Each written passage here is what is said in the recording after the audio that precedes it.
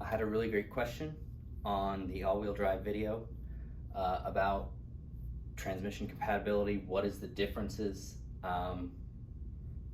So then I kind of went crazy here with my markers. I wish I had more colors, but that's all I had.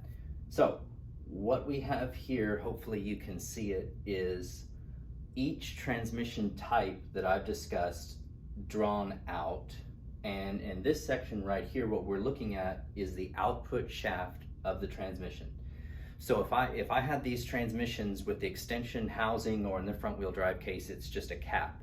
But if I had those three transmissions sitting in front of us right here, if they were sitting right here with all the extension housings removed, I could grasp onto this output shaft here and just slide it out. It's got a bearing right here that's supported by the back of the actual transmission case. But each one of these, I could slide it out of the transmission just like this and then hold it up and show it to you like that. That's what's drawn here. So in front wheel drive, as I said, the easiest one to understand, all we have bearing gear, right? Reduction drive gear goes down here, splines with the reduction driven gear, front differential. The MPT system, bearing, reduction drive gear, and then remember I've got the clutch hub right here that's welded to that gear. The clutch hub has the clutch discs, again in brown. There are more than that, but not a lot of room. Okay, so spline to it, and then in black here I have the clutch drum with the steel spline to it, and these arrows represent the piston. That's how I'm going to apply it. That is then splined to the rear output for the propeller shaft. Over here I have VTD. This is a little bit messy. I don't get too caught up in this. I'm pretty sure this is correct, but someone correct me if I've misrepresented the way that the gears are. Again, this is not really important for our discussion. I'm just trying to show it to you, basically the principles of it. So, in here I have, again, in purple right here, I have my reduction drive gear, and this is my output shaft here, which is going to be splined to the sun gear on the first set of planetaries. And then over here we have the ring gear. And then the second set of planetaries here is going to be attached to a carrier. All of these planetaries are attached to a carrier, and then the carrier splines to the ring gear on the second set, which actually splines to it is the clutch hub, and then the clutch drum splines to the sun gear, which then heads to the rear output. If your eyes glazed over, just ignore that part. This is just the nuts and bolts of it. Basically, my point is, like I said, I can grab any one of these shafts, pull it out, and actually I could switch it from transmission to transmission. Now, technically, when we have gears like this, a drive gear and a driven gear, if they've run before, we always say you have to replace those in sets because they could develop a wear pattern. Now, like I said, this is the only difference. Once we get down here to the reduction driven gear, all of these transmissions are the same. Now I've put these little green marks next to what we have is like a spacer here and a sleeve here, because there was a change. This is one of the very last updates on the pinion shaft and how it attaches to the reduction drive gear. I think that had to do with what ended up being play, and so we had movement of this shaft a little bit that resulted in differential failures. Of course, a lot of differential failures in these are only on the 92s, and a lot of that is because when they were rebuilt, there's a bearing right here and a shim right here as this goes through the pump body, and that has to be correctly shimmed. A big mistake that people are doing with these cars, and they do it in the rear differential as well, is they just start swapping stuff back together. Okay, well, that's not how gears work. Once you install a set of gears, you got to shim here and adjust there to set your backlash and all that. And if you don't do that, it may work okay, or it might make a noise, or it might develop a bad wear pattern and fail. As I said, this part's completely identical, right? Okay, with the exception of the ratio here. X box here represents the number of teeth on the ring gear. Y box here represents the number of teeth on the pinion gear. X divide Y is going to give me the ratio. For example, again, let's not get caught up in the numbers here. I'm just firing from memory. This is going to be 37. And then over here, we're going to have 10. So that's our 3.70 ratio. Okay, obviously if I had 39 here, 10 here, 3900 ratio. In what I believe is specific to the SVX, I'm almost certain SVX is the only one that uses it, is an 11 tooth pinion. And then you guys can do the math and figure out how many teeth would be there on the ring gear. I believe it's the 3900 ring gear. But again, don't get caught up in the numbers. We're just talking fundamentals here. So other than that, what is the other differences in the transmission itself? Well, front wheel drive, there's a little spot on the valve body that where one bolt goes in and you have a pipe that heads back to the extension housing. In the front wheel drive, there's literally just the bolt and a plug. You take that bolt out, you take that plug out, and you can bolt the pipe in there just the same as any of the others. There's no wire in the main harness for the transmission for duty C. The wire does exist in where it meets near the pitch mount and goes into the TCU. That wire does exist, but as far as the sub harness for the transmission, no duty C wire. No vehicle speed sensor wire for monitoring the speed sensor at the tail shaft on front wheel drive because there's no tail shaft. MPT system, we've got the pipe, plugs removed. It's got the pipe that heads back here. Interacts with valve body for duty solenoid C, which we have. We have the wire for duty solenoid C. And then internal in the car, we have the wiring for the front wheel drive circuit, goes up into the fuse box, and the wiring for the AT oil temp light. Some may or may not have the AT oil temp wires. When I did mine on my 94L May production, it did not have these wires. I had to create these wires from the TCU to the instrument cluster for the AT oil temp light, and then I didn't bother running it all the way down under the hood, but I had to create the circuit for the front wheel drive circuit. It did not exist. That spot in the fuse box just didn't have the wires in it. VTD, we've got the pipe. Pipe is the same, valve body is the same. We've got the duty C. Duty C looks identical. I believe the solenoid is technically different. The solenoid itself is different. And then same thing about the wiring. Of course, there are no two-wheel drive variants of any vehicle that had a VTD as an option. So they will all have the wiring, of course, but the light doesn't say front wheel drive, it says diff lock. Because in the VTD system, remember, we cannot have two-wheel drive. So when we insert the fuse, locks the clutch and we get diff lock. I don't know why they did that. That's silly. I don't know why you'd ever want to use that unless you're trying to off-road with your SVX, which let's not do that. AT oil temp warning light still exists and the wiring for it is there. Now, having said all that, like I said, what do we want to do if I want to swap these transmissions around, and which transmission do I really want to have? All right, let's talk theoretically all the different variants we have. Front wheel drive, I think it's rumored that there are just a handful of SVX transmissions that are front wheel drive that don't have the very last updates, but that's not solid information on my part. I've heard that rumor, but if it does exist, it's very, very few of them. As I said, my car made in May of '94 had all of the transmission updates in it, which were about March-ish production was the very last update to the original Phase 1 40AT.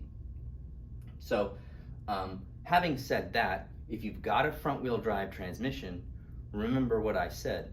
You have 3.70 ratio at the front here, which is the same as the VTD SVX. You're going to have a little bit beefier CV axles, which is fine. You know, obviously that's not going to hurt if you want to go to all-wheel drive. You just keep using them. And you've got all the transmission updates. Okay, so remember what I said about the reduction gear set. Okay, so technically you want to replace those two gears as a system. Like if for some reason I'm working on your transmission and there's a problem with this gear and somehow it didn't damage this gear, the correct repair would be to replace that gear set. Now, is that necessary to do in practice? I have not tried swapping these gears around. However, my suspicion is on the reduction gear set, if you have the skill to inspect these gears and they look okay, you probably would be okay for the amount of mileage that anybody's gonna drive an SVX at this point. Besides, the failure of the reduction gears is fairly rare. I have seen it, but it's really rare. So, like I said, having said that, if I have, say, a 95 front-wheel drive transmission and I have a 95 VTD transmission, I grasp right here, pull that output shaft out of the transmission, just grab hold of it and slides right out. This is what it'll look like. I grab my VTD output shaft here with the gears attached to it, slide it in where that one was, and then of course I want to double check and make sure, obviously, you know, it would be bad if the reduction gears were not aligned correctly, and I have not personally inspected it, but there, like I said, there is a change in the way that this mounts down here. So if you have the older mounting style, that could be a problem. But a 94 and up VTD and a front wheel drive transmission will have the same. If you want to go the extra mile, which is what I did, is I actually removed and replaced the gears. So I matched the entire gear set from the donor trans and brought them both over. I'm golden, don't have to worry. Very important, there's a stake nut right here, this red thing that I've shown, I think is a 32 millimeter nut. A stake nut is a nut that has these, you know, it's got a little bit of a sleeve on it, and you take a punch and hammer it in so that nut can't loosen up. Extremely critical that you stake that nut securely. It should be a big hint that the stake nut has 4 staking places on it. Usually we only have 1, like in our CV axles. Big hint there. Okay, this nut's like $6 or $8.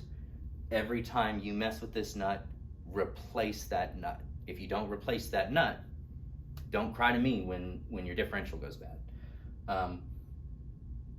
And as I said, the changes down here realistically need to be maintained. However, I would guess that even if you had a 92 setup down here, you could probably still use the gear from the other transmission and be okay, as long as you didn't have a weird wear pattern going on. Now, as far as the transmissions themselves, and I'm talking now about the gear train in there, lots of updates. I'm going to go through that in a different video, why the updates exist and what they are. But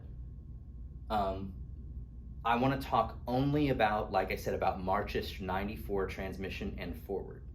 And I'm not talking specifically about SVX. I'm talking about any Subaru 4-speed transmission. Impreza, Legacy, SVX, all of the cars in production as of 3 of 94, all have all the updates. So that transmission is going to be functionally identical. Okay, so if I have a 1995 SVX transmission, and then I have a 19 whatever year 4.44 transmission that everyone thinks is somehow magically better, the transmission is identical, 100% identical. The only thing that is different between a 95 SVX transmission and a 95 Outback 4.44 transmission is the number of teeth right here. Okay, the transmission, oh, the 4.44 transmission is somehow stronger. Nope. We still got the same turd of a pump. It still has all the issues. I'll get into this later. But some of that is mitigated by the higher ratio here. But that we don't necessarily need that to fix the transmission. The reason why I bring that up is so if I had a 4.44 transmission out of a Legacy and I had a 95 SVX all-wheel drive transmission, I can take this stake nut out here and all this arrangement. There's a conical washer that's replacement required in there as well. And this ring gear, and replace this, it's called the hypoid gear set that describes the nature of the teeth of the gears, hypoid. And replace that with my 3.54 gear set, and then I have an SVX transmission. If you did that and scraped the serial number off the transmission, nobody would be able to tell that that was not an SVX transmission.